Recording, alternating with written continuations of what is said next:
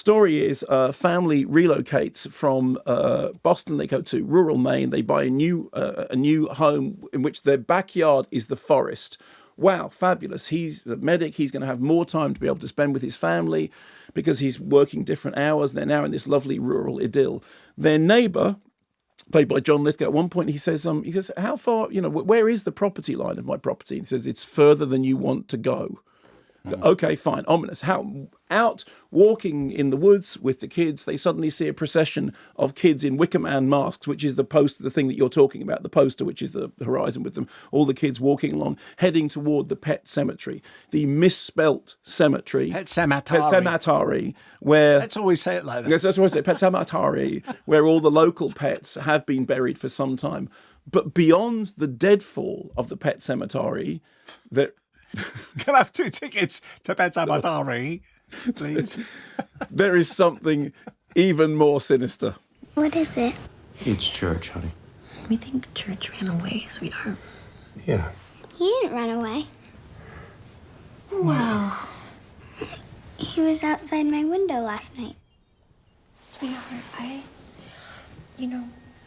maybe you were having an and that's okay. And it's okay to be confused about this stuff. I know you miss him. But you might just have to accept that you might not come home. He came back last night. Look, he's right there.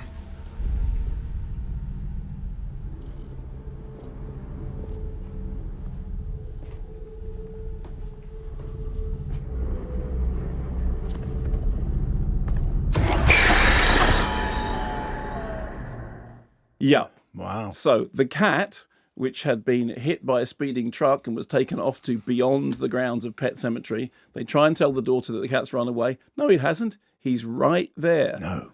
And he's going...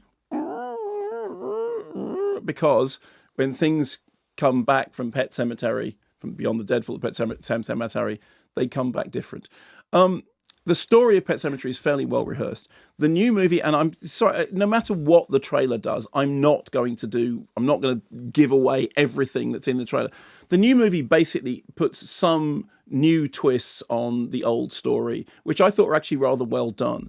I have to say that, this thing that Stephen King once famously said, he described himself as the literary equivalent of a Big Mac. What this feels like is it feels like meat and potatoes, fairly mainstream horror fare. I don't think it's in the same league as It, which really did feel like it was bringing something new to the table, particularly considering that the original version of It, the TV miniseries version, featured in Tim Curry's Pennywise the Clown, one of the great horror icons, and somehow the new It managed to do something that reminded you of how freaked out you'd been by Tim Curry, but actually twisted it and changed it and turned it into something different.